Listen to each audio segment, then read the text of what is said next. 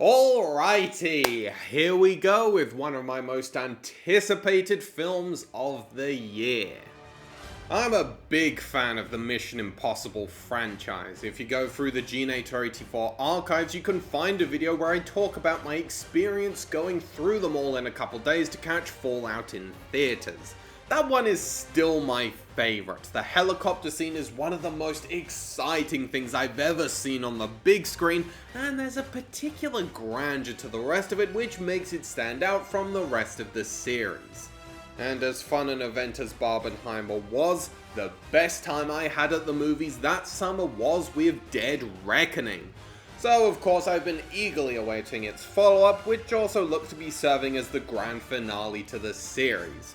And while it was a little disappointing to see the reception out of Cannes wasn't unanimously positive, at the very least I knew this would be a proper big screen spectacle.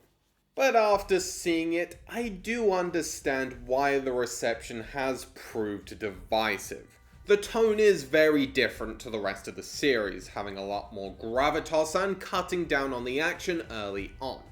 I feel like on paper this more serious tone should be right up my alley, but while some of the dramatic beats allow Tom Cruise to remind us what a great actor he really is, I did miss the fun of the espionage thrill and the team dynamic.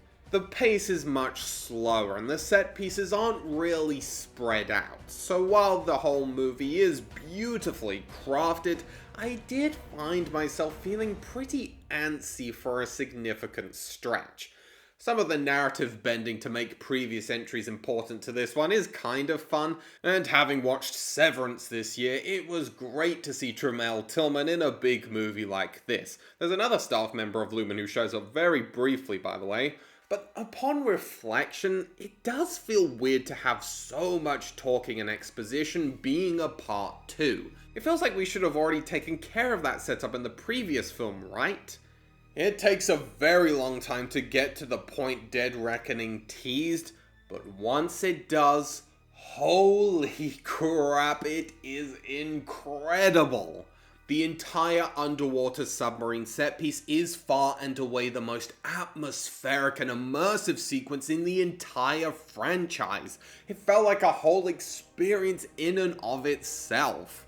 And hey, the climactic plane action is equally as thrilling, cementing Tom Cruise as either a proper legend or a goddamn madman. Probably a bit of both. This movie is a full meal, for better or worse. I'm still processing what I made of it overall, because while there is a significant amount of less interesting stuff to get through, the highs of those two set pieces are probably as high as any movie I'll see this year are going to get. It's inconsistent for sure, and I'm perhaps a little disappointed by that, but the sights and sounds in the back half are what the cinema experience is all about. Thank you very much for watching, I hope you enjoyed, leave a like, subscribe to all that good stuff, and I shall see you all next time. Goodbye!